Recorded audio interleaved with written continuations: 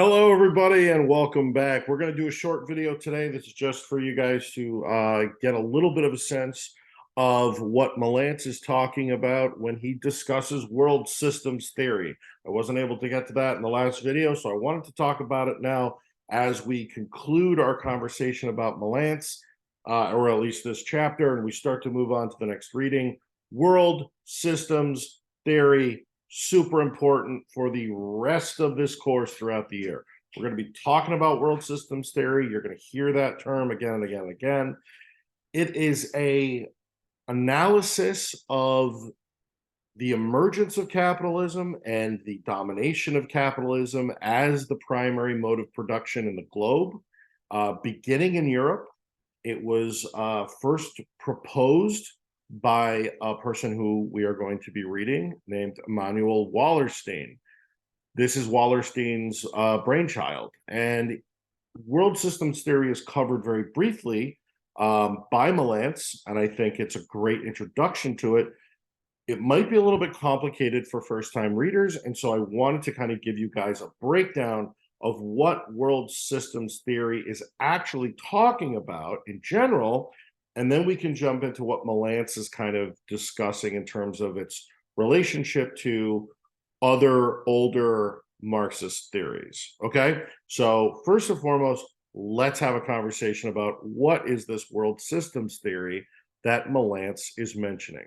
So I'm going to share my screen and we're going to look at a map of Europe in 1450, because I think if we look at this geographically, it's going to make a lot more sense than if I'm just talking abstractly, because ultimately world systems theory is grounded in a geographic discussion of what's going on in Europe economically. So without further ado, I'm going to share my screen here for a second. All right, just give me one. There we go. So if we look at a map of Europe in 1450, it looks very complicated. This is before the emergence of the modern state. And so when we're trying to understand political borders, we're looking at a feudal, messy situation where you have different claims going on at different levels to different lords and whatnot. It's there's a lot going on. It's kind of a mess. And for Wallerstein, that's really the whole point. This area, this region is not a unified political entity. There is no empire. And oh, one thing I would encourage you guys to do when you're watching this video, if I use a term or if I say anything you don't understand, or if I define something, go ahead and push that space bar, pause the video, and write it down in your notes. This is an important practice I want us to get used to as we're going along. I'm sure Mr. Bouchard in class has been pausing me so you guys can take notes on stuff. I want you to get in the habit of doing that for yourself. So, empire. There is no unified European empire, even though we have this little thing here called the Holy Roman Empire. It is neither holy nor Roman nor an empire. We'll talk about the Holy Roman Empire in more detail in a second. But there is no unified political entity that rules this continent, this subcontinent. So from the Kazan Khanate and the Muscovite Russian states or realms in the east, through the Polish-Lithuanian Commonwealth in Eastern Europe, through the various kind of Polish, Hungarian states here. You have the Holy Roman Empire, you have the Kingdom of France, the semi-independent Duchy of Brittany, you have England, which is its own realm, Scotland, which is its own realm. You have parts of Ireland that are free, parts of Ireland that have been colonized. You can see Dublin is under the sway of the English there. You have English control of areas of what is now modern France, including Calais and Normandy and Bordeaux. You have the Castilian and Aragonese states in Spain, which will shortly be unified into the United Spanish Crown. We have Portugal, We have the last vestiges of Muslim Spain in the south at the state of Grenada. And if we look down, we have the Muslim states of northern Africa. Across the a little bit across the Mediterranean, we have Syracuse and and Messina, Palermo, the three major cities of Sicily. We have the Kingdom of Naples. We have something called the Papal States, which is a organization that is ruled by the Pope from Rome. This is territory controlled directly by the papacy. You have the northern Italian cities. I'm going to zoom in here. There we go. Of Genoa, Milan, Venice. Interestingly enough, Florence, which is right about here, just south of Genoa, is not on this map, which I find really fascinating. Florence is an incredibly important banking city at this time, but for some reason, this cartographer did not decide to include it as one of the major cities.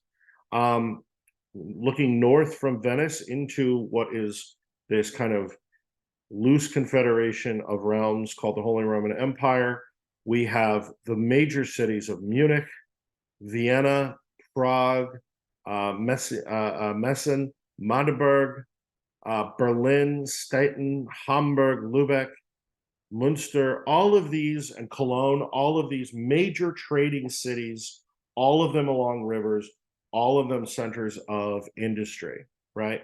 In the further east, we have the cities of Krakow and Buda. We have Paris and Dijon. North of Paris, interestingly not included, a city right about here is Rouen, which is a major trading city and will become important later on. Nantes. And in England, you have London, and north of London, you have York, which are also major trading hubs. If we're going to get into what these are all doing, what kinds of trade they're specializing in a little bit. But the point is, there's lots of commercial activity. You have merchants of Cologne dealing with merchants in York, trading for wool. You have Amsterdam, and again, they did not include Antwerp, which is curious, but Antwerp, which is right about here, and Ghent, all of which are major routes for the wool trade from England. That wool traveling down the rivers into the Holy Roman Empire, traveling down the rivers into France, traveling around into the Mediterranean, a major source of income for England. You have all of the commercial agriculture of France, the wine. In the south, you have the growing of olives and olive oil. You have cheese. Those agricultural products being traded up the rivers and then down the rivers back into Germany and down into Naples. You have grain increasingly being grown commercially in the East. Wallerstein's going to get a lot into the development of commercial grain in the East to be traded with the West. You have the Baltic trading network.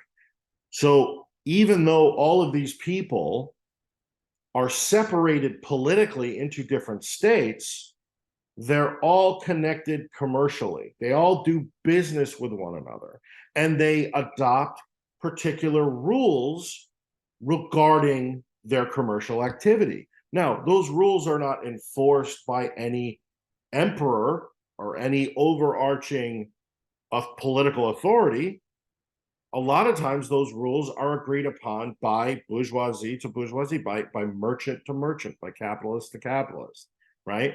And those rules kind of dictate how that trade is run. So, for example, if I'm a wool merchant from York and I'm doing business with a cloth merchant in Amsterdam, I'm selling him my wool in bulk, which is how most of the wool was traded out of England. There are rules as to what is considered highest grade wool, what is considered second grade wool, what is considered third grade wool, and what kinds of consideration are going to be included with regard to price. So, for example, there might be a set price for wool in the Amsterdam market. That price will be raised for first grade wool and lowered for third grade wool, for example.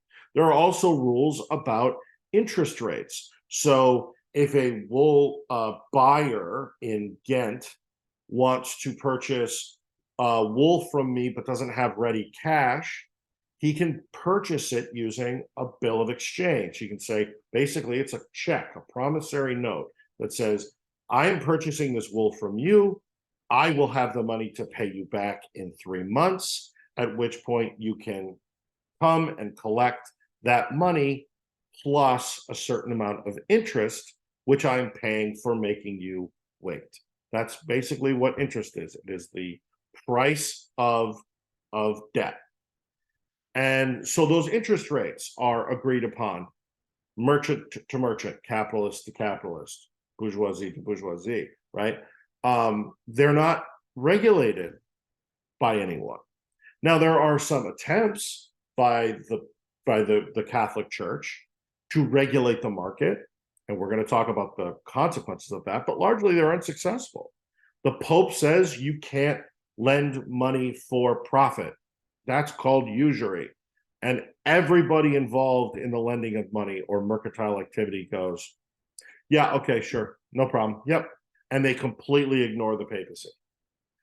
There are individual kings that try to impose rules about certain things, and they're mostly unsuccessful unless those rules are to the benefit of the merchants engaging in the transaction. So, for example, one of the things that the King of England does, and this is actually at the behest of the wool merchants of England, he says he sets quality standards. He says you're not allowed to try to pass off substandard wool for high quality. So if you're engaging in bulk trade, sometimes merchants would try to get a little cheeky and they try to stick a little shitty wool in between the layers of the really high quality wool to kind of bulk it out and make a little bit of money, kind of on, and that's not going to be discovered until the wool gets ripped open and they start to process it. But it looks bad for every other merchant. And so the king says, you're not allowed to do this. If you get caught doing this, it's a really big fine. It could even mean exile, or you could lose your royal license to engage in the wool trade. So there's certain aspects where the politicians do get involved, or political leaders do get involved in regulating the market. But for the most part, most of the rules of the market are being decided upon by the individual merchants. So what this means is we have this whole region interconnected economically, but not ruled over by a single political entity. Now, if we were to look at, say, the empire of, say, China, and we're going to be talking a little bit and comparing China and the European situation, we would see a completely different political situation. China is a very unified country in the 15th century. The political map of China, which I'm going to bring up here in a second, looks extremely different. I'm going to try to use more and more visuals when we're doing this, because I think it makes a lot more sense to examine something from a visual standpoint when you're talking about it, especially when you're doing it over a Zoom like this. So just give me 1 second. I'm bringing up this map. As soon as my computer, here we are, open. All right. So I just got to switch my share from Europe to China. So we're looking at, this is the Ming Empire. This is China around 1450. We have the Ming Dynasty ruling strong, living large, doing their thing. We're going to talk about them. That is one gigantic unified state. That is about the size of Europe. The map that we just looked at would be about this area, that is this lavender area here. There are states that surround China, like Korea, like the kind of the Mongol tribes up here in the steppe. You have the kingdom of Tibet up here in the Himalayan highlands. You have these small kingdoms down here going all the way from what will become Burma, Siam, Cambodia, Vietnam, etc. But this is the center of the world. The Ming Empire is a single unified state. So when merchants begin to accrue large amounts of profit, the place that that profit goes is toward becoming more important within the Ming dynasty. Your goal as a merchant is not to become the best merchant ever. The goal of a merchant in the Ming Empire is to buy yourself into the household of the emperor. If you become wealthy enough to challenge the wealth and power of the local aristocracy, you don't try to overthrow them, you try to become them. So when you have an empire, all power flows toward the imperial court. All power seekers flow towards that center. And as a result, all profit and all money flows towards that center, right? And that goal of becoming legitimized by becoming adopted into either one of the powerful aristocratic families or being adopted into kind of the imperial court. That this is the apple, right? That's the goal. That is how power is understood within an empire. The closer proximity you get to the emperor, the more powerful you have become. And one of the ways of doing that is acquiring capital. So this is Wallerstein's explanation for why capitalism does not emerge in China, because capitalists aren't trying to create a system to benefit themselves, or nor do they understand themselves as a distinct class. They see their position as a merchant or as a banker as a stepping stone to real legitimate power, which is becoming a dynastic household, a dynastic family, a nobility, in effect, right? Becoming part of that imperial system. So capitalists don't see themselves as being distinct from the power structure that exists. Now, if we go back to the disunified Europe, there is no central court for that class to aspire to. There are local power structures which one can participate in and become ennobled into. You see a lot of that in France, merchants, powerful capitalists buying themselves into the French nobility. Whenever the French realm needs money, it will often sell noble titles to wealthy bourgeoisie. But they still are participating in that market. There's no end goal, right? That might be something that you want to stick on your letterhead, like, oh, I'm the Vicomte of Brabant, right? But it's not an end goal in and of itself, right? You're still participating in commerce, you're still participating in trade. You don't transcend that in a politically disunified region like this. And so between the 14th and 15th, and especially into the 16th centuries, the capitalists, and this all starts in northern Italy, and it kind of bleeds into southern Germany, capitalists begin to see themselves as a distinct class of people with their own interests, with their own designs on power, their own desires for political policy and political organization, which are very different from the landed aristocracy that is currently in charge under the kind of late feudal system. So if you're for example, let's say you're an iron merchant in Munich, right? And you're selling smelted iron to weaponsmiths, right? You produce iron and you sell it. your political interests, what you want Munich, the government of the city of Munich, to be doing to help you make money is very different from what the local landed aristocracy in the region around Munich would maybe necessarily want the city to do. So, for example, if I'm an iron merchant, I want to have workers available to me to smelt my iron. I want to have laborers available to me to move that very heavy material from my warehouse to my customers.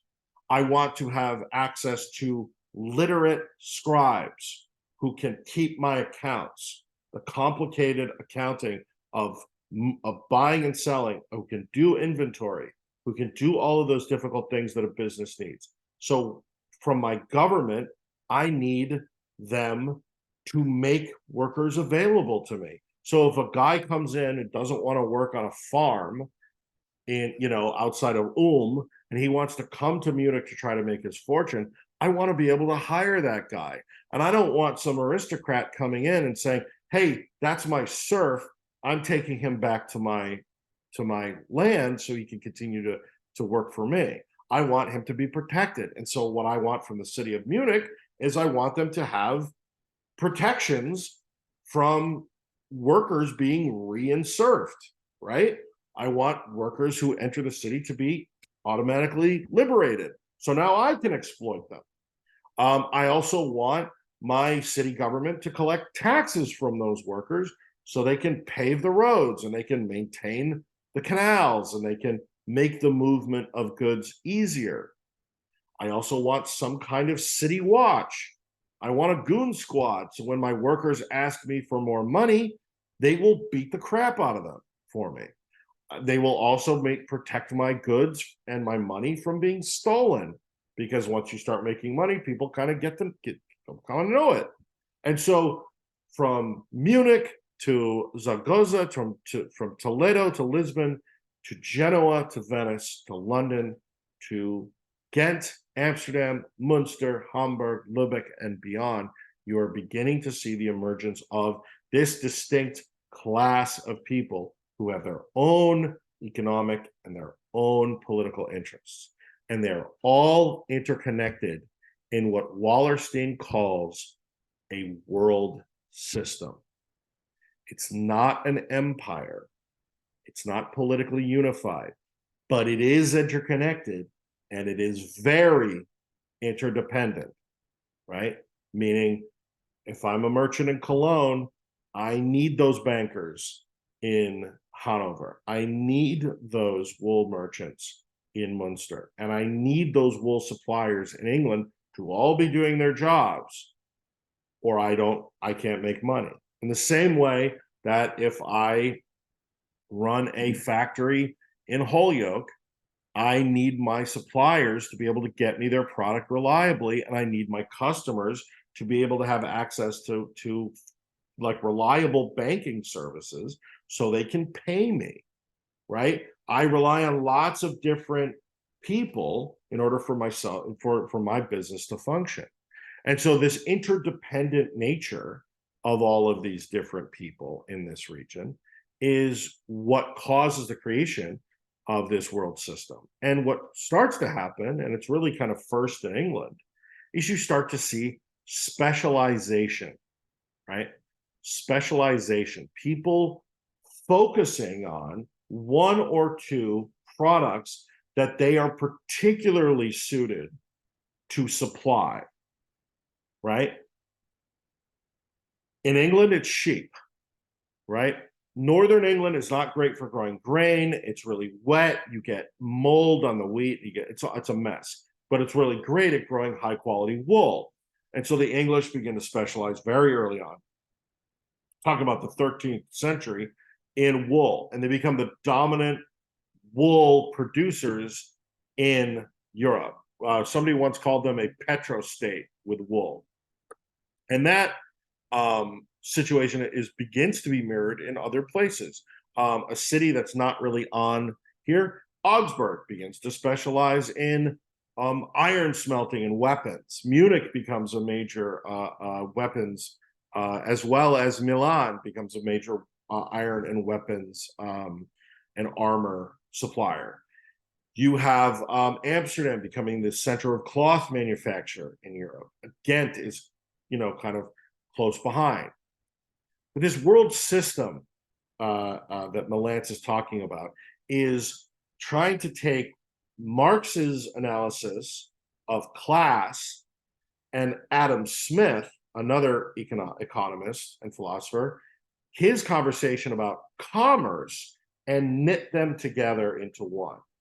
So commercial activity is changing, interconnecting all of Europe into this world system, and that is creating new classes of people. The bourgeoisie, who are the merchants and the bankers and the capitalists who are driving this system, and the proletariat, the workers who produce all of the value that is being exchanged throughout this system. Okay, I hope that gives you guys a brief kind of introduction to what's going on. We are going to do much more of this. I don't want to make this too much longer. We're at about 25 minutes, and I think that's a good little bite. I will talk to you next week. I'll be posting another video. I'm going to try to stop by and say hello in class. If anybody wants to stop by and say hi to me, I'm in room 220. Just knock on my door. I'd love to say hello and meet you guys. And I hope you all have a wonderful weekend. All the best to you.